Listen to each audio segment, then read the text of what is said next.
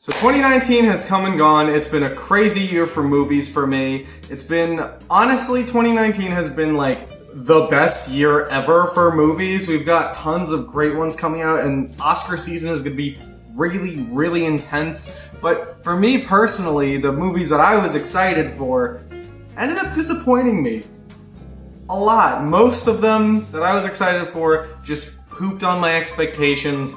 So we're going to go over all of them and rank every single movie that I saw this year, every season of television, and stand-up special. So I saw 22 movies this year, 3 seasons of television, and 1 stand-up special. So we're going to rank and review all of them, and this is all just my opinion. I'm completely biased, so if you don't like my opinion or you don't like the order, that's fine. We have different tastes. That's okay. We can talk about it in productive ways. But before then, we're going to go worst to best. So starting off with the F category, we have in dead last, number 24, The Haunting of Sharon Tate. I anticipated doing an entire big long video about this just because this movie has so much to talk about. Oh my god, this is like the most offensive movie I've ever seen in my entire life. It's a horror film recreation of the murder of Sharon Tate, which was a tragedy. And this movie plays it up and Hollywoodizes it and makes Sharon Tate haunted by ghosts or something. It's just straight up offensive. We see this really, really in-depth, graphic shot of her and her friends getting murdered, which is based on true events. Imagine being the family of Sharon Tate and these other people who died and seeing them horribly recreated and then murdered in grave detail. Even if this movie wasn't offensive, it would still have absolutely no redeeming qualities to it. The cinematography was awful, the acting was awful, the directing was awful. Every single aspect of this movie was awful. And it's the worst movie of the year, and this director's going on to make another movie based on a real-life murder. So I can't wait to watch that. Coming in second to last is a 3-way tie between the 3 live-action Disney remakes of this year: Dumbo, The Lion King, and Aladdin. They're all cash grab, dumb movies that are soulless and only made to make money. They only see your nostalgia as a walking, talking wallet, and these movies have no value to them. I did not see any of them in theaters because I'm not going to give them my money for this kind of film, because the only way that they're not going to make original movies and keep doing this is if people pay to see this garbage. Oh, that's hot. That's hot. Number 22 is A Little Late with Lily Singh, the first season of television I watched. I didn't actually watch this entire season. I couldn't bring myself to do that. I only saw the first few episodes, and then I realized it wasn't getting any better, so I only popped my head in occasionally. I learned a lot about Lily Singh by watching this show. The first thing that I learned was that she likes to brag about how successful she was on YouTube. The second thing I learned about her is that she's not a white man. The third thing I learned about her is that she likes to brag about having a book published. The fourth thing I learned about her is that she's not, in fact, a white man. The fifth thing that I learned about Lily Singh is that YouTubers with no stand-up comedy experience should be given a late-night show. The sixth thing I learned about her is that she's not a white man. She's not a white man. She's not a white man. She's not a white man. We're getting out of the F category. I gave out 3 Fs this year. Moving on to the D-. Number 21, we got Detective Pikachu. This movie was so boring and so lame up until the ending, which was ridiculous. I reviewed this movie back after I saw it. So what I'm going to do from now on is I'm going to say if I reviewed a movie, and I'm going to link in the description every single review that I have. So if I've reviewed a movie, I'll just plug it. Number 20, we have Child's Play as a D. I filmed a review for this, but then I edited half of it and I never ended up uploading it. This movie has almost no redeeming qualities to it. Mark Hamill's performance was good. There was a few hearty chuckles, but aside from that, this movie is just a soulless remake that I don't even remember. I saw it in August, and honestly forgot that I saw it up until I was looking back at all the movies that I saw this year to make this video. Up next, here we're gonna start with the movies that I was looking forward to that completely let me down. So number 19 with a D+, we have Us. Jordan Peele with Get Out really surprised me. I honestly was not expecting Get Out to be nearly as good as it was. It was amazing, and Jordan Peele going from stand-up comedy and sketch comedy to a horror movie had me interested, and I was kind of scared because I thought it was going to be terrible, but Get Out was great. Us was the most predictable movie I might have ever seen. I honestly, from the first 15 minutes, called every single character that would die and every single character that lived. I'm gonna get into how to do clever reincorporation later, but honestly, Get Out had really clever reincorporation because you couldn't tell what was gonna be reincorporated until later on, and you were like, oh, that's so smart. But with Us, it's so easy to call every single thing that's going to be reincorporated because they kind of just shine a giant headlight on it. Like, they're having a conversation on the beach and one of the guys was like, ha ha ha ha ha, you don't have your flare gun, I have a flare gun in my boat. And I was like, okay, so this flare gun's gonna come up later and they're gonna use it to defeat a bad guy. And look at that, it's what happened. I predicted every single thing that was gonna happen in this movie from the first 15 minutes. I called every single reincorporated item. I called the twist ending from the trailer. This movie is not good. Number 18, we have Rocketman with a C-. I don't remember anything about this movie. It was so boring. Don't even care to talk about it. Number 17, another movie that I was looking forward to is Star Wars Rise of Skywalker. I gave it a C. I was very disappointed by this movie. I uploaded a few days ago this like suicidal rant in my living room, like right here, about how awful this movie was. It's a good question for another time. Well, here's another time, bitch! Tell us what happened! Tell us where'd you get the lightsaber from? I think I talked for like 40 minutes. I'll link to that in the description. I don't want to talk about Star Wars for like the rest of my life after seeing this movie. Number 16 is Hobbs and Shaw. You see, now we're getting out of the bad movie category and we're getting into the bland and stale movie category. So Hobbs and Shaw, I gave it a C+. I reviewed it. I'll link to that below. I really barely remember anything about this movie. It was so unmemorable, so lame. The first 45 minutes I remember thinking was funny, but then after that, it just wasn't up to the usual Fast and Furious standard. Number 15, Spider-Man Far From Home. This movie, I remember liking when I saw it, but looking back on it, I barely remember a single thing about it. Very stale, it's similar to many things we've seen before. Number 14 is Glass. What's really funny about this was the first movie review that I did on my channel, and I think I had only been making videos for 4 or 5 months-ish at the time, so I was really not used to reviewing movies at all, and this was the first one I did. So I did this back in January, and I remember being so excited for this movie that I completely got Phantom Menaced.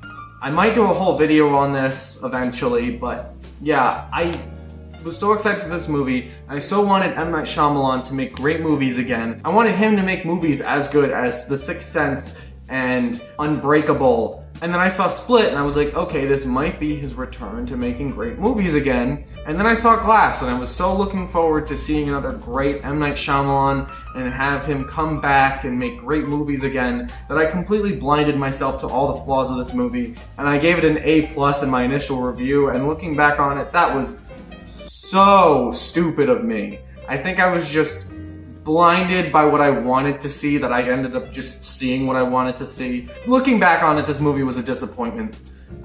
Very bland, very boring, kind of sidelined a lot of the characters that we liked from the previous movies, and there was just so much exposition that this movie just wasn't as good. Number 13, another B- was El Camino, A Breaking Bad Story. I would get into this, but I'm currently working on a big, long video about how disappointing this movie was. So I'm in the process of making that. I don't know when it'll come out. It could be weeks or months from now, but yeah, this movie was lame, not even close to the Breaking Bad standard. Number 12, now we're gonna get into the good movies. So number 12, I gave a B to John Wick Chapter 3. I reviewed this movie.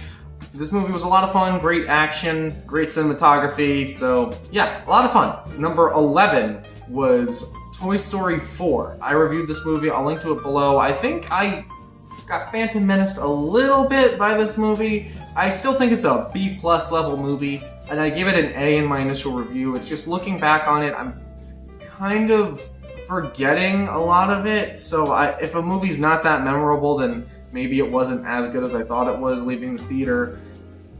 It was really good. Animation was fantastic. They had some really good scenes. They had some really good themes for kids. I think kids are going to love this movie. Now we're getting into the top 10 movies of 2019 that I just so happen to see. Number 10, we have Big Brother Season 21. This was a really weird season for Big Brother. I know based on my YouTube channel, you probably wouldn't expect me to like Big Brother, but I actually fucking love this show. It is my trash show that I watch every year to break up from the great movies and TV shows that I usually like to watch. The seasons of Big Brother are better or worse depending on the cast. And what's weird about this season is that the first half of it was really awful. It was like F tier. Like the only redeeming quality about it was Nicole. She was just awesome. And then the second half, it was like an entire new life was bred into this season, and just every single episode after the second half was like some of the best Big Brother has ever been. We got Jackson Mickey, who was a great winner and just very deserving of it. I think Nicole's like my favorite Big Brother player of all time now, and if she doesn't get invited back, Big Brother, I don't know what you think you're doing. It's weird, because the first half of the season's like an F, and then the second half is like an A+, so I guess I'll give it a B+. Number 9, we have Avengers Endgame. This movie, I gave it A- initially, I'll link to the review below, and then I later changed it to a B+. I had a lot of fun reviewing this movie with my friends because we reviewed this movie while eating Buffalo Wild Wings' spiciest wings, and it was just so much fun to see us like heat up and like keel over. It's a really funny video. I've watched it so many times.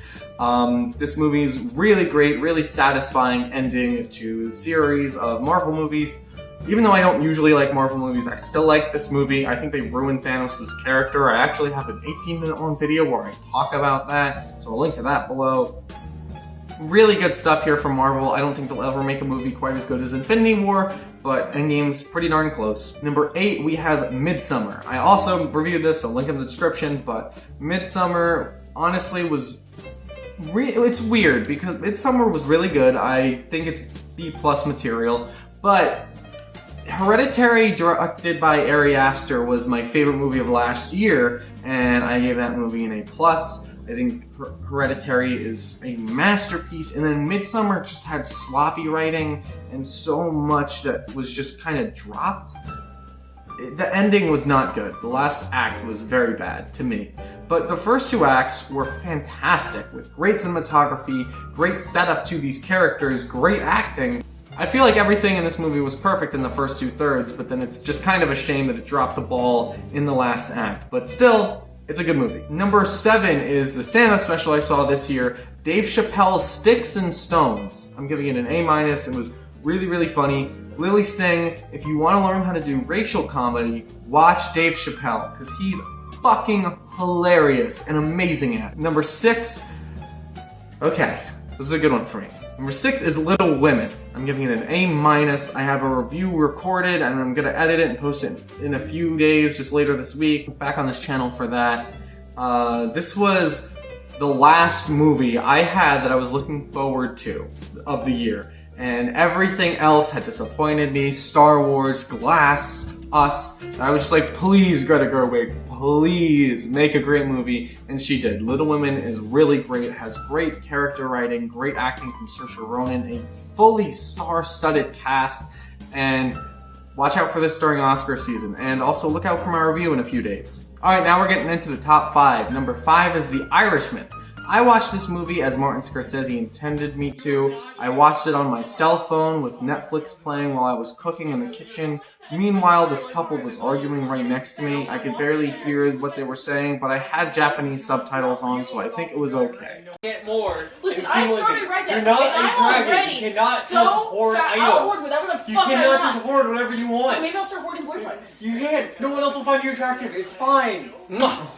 Cinema. You don't need. Number 4 was another thing I was looking forward to this year, but I was really nervous would be bad, was season 2 of The End of the Fucking World. This TV show is so fucking good. I loved every single thing about the first season. I watched it like 4 times. I was so nervous that season 2 wouldn't live up to the first one, and I think they did a fucking fantastic job at making season 2. All the actors are so good in this. I love all the characters. They're very fun. The wit is very unique. It's very stylized, so there's not a whole lot of shows that look like it. It's on Netflix, and both seasons are short. They're like 20 minutes each, and each season has like 8 episodes. So go watch this show. It's so good. I cannot recommend it enough. It's so funny, so well edited, so well acted. The characters are like 2 of my favorite characters ever. I think this is in my top 3 favorite shows ever, along with Avatar: The Last Airbender and Breaking Bad. So definitely check this one out. Number 3. All right, now we're getting into the 3 A+ I gave out this year. So number 3 is Joker. Joker was such a surprise to me. I never thought I would like a Joker movie as much as I did. I was really nervous because Todd Phillips was directing it and he was involved in like tons of like bad comedies. But this movie, it's like he turned into a completely different director and just knew exactly what to do. I have a review for this that'll link down below, but he just knew everything to do. Joaquin Phoenix gives one of the best performances of the year. If he doesn't get nominated for Best Actor, I will legitimately be mad. The cinematography was great, the editing was great. I loved seeing Joker kind of devolve into this awful, crazy psychopath. And oh my god, I can't get over Joaquin Phoenix in this movie. Just, if you have not seen this movie for whatever reason, it's the best comic book movie of the year, and maybe of all time. Number 2 is Marriage Story. This movie is amazing. I reviewed this movie like a week ago, I'll link down below. This movie, oh my god. If Adam Driver doesn't win Best Actor for this movie, I will be pissed. Adam Driver gives my favorite performance of the year in this film. Scarlett Johansson, similarly, I think was the best female performance of the year. Both of them just deserve so much applause. They showed a marriage falling apart so well, and the movie was so restrained. And this movie probably has the most clever reincorporation I have ever seen. The little sentences and moments that they have between each other that you think will just end and there's not much to think about it will come up in huge ways that you won't anticipate, and it's so surprising and satisfying when they do, because when they do, you're like, oh my god, they went there, and it's so good. The directing and writing from Noah Baumbach was amazing. These are 2 of the best fully fledged characters of the year. I think this film has the best acting and character writing of all year, at least of anything I saw. If you haven't seen this movie yet, it's on Netflix. Please go watch it. Alright, my favorite movie of the year is The Lighthouse, directed by Robert Eggers. This movie was, oh my god. This movie is the only movie I've seen this year that I wouldn't call a movie. I'm calling this an experience, right? This is a classic already. It's so crazy. I don't even know what else to say aside from I don't care who you are or what kind of movies you like.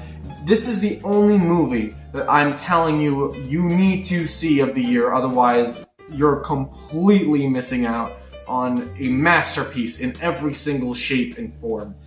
This movie It's like, I heard it be compared to this year's 2001 A Space Odyssey, and it completely makes sense. I don't want to spoil a single thing for you about this movie. It just grabs you. It has the best cinematography of the year, the best directing of the year, some of the best acting. I think Willem Dafoe deserves Best Supporting Actor. Robert Pattinson should be nominated for Best Actor. Oh my god, the editing and cinematography, just the look of this movie is stunning. I saw this movie and it just felt like I was already watching a classic in every single scene. It's so unique. It's the weirdest movie of the year. It has so much going on, but you somehow never lose focus on it. I don't want to say too much about it because I'm afraid I'll end up spoiling it for you. This movie is in danger of coming off as pretentious because of how it's presented, but it's not afraid to give you fart jokes. There's so many farts in this movie. It's so weird. It's a comedy, it's a horror, it's a psychological thriller, it's a drama, it's a period piece, it's everything. It is everything. And if the Oscars don't nominate this for all of the Oscars, they are dumb. And they're just doing it wrong and they're out of touch. Every single critic is putting The Lighthouse as their favorite movie of the year, so I'm not really surprising anyone here. But yeah, A24, they've given my favorite movie of 2015, my favorite movie of 2017, and 2018, and now they have 2019. So A24, congrats, you have motherfucking bingo. But I actually lied about The Lighthouse being my favorite movie of the year. My favorite movie of the year, I didn't want to put it in numbers because I figured can't be numbered. It's just an experience that I need to explain to you guys. The best movie of the year by far is Cats. Now, I actually wrote my college thesis on Cats, and I really just wanted to read it to you instead of describing this movie, because I think that's the best way to do this. So, here we go. Who is God, and why has he abandoned us?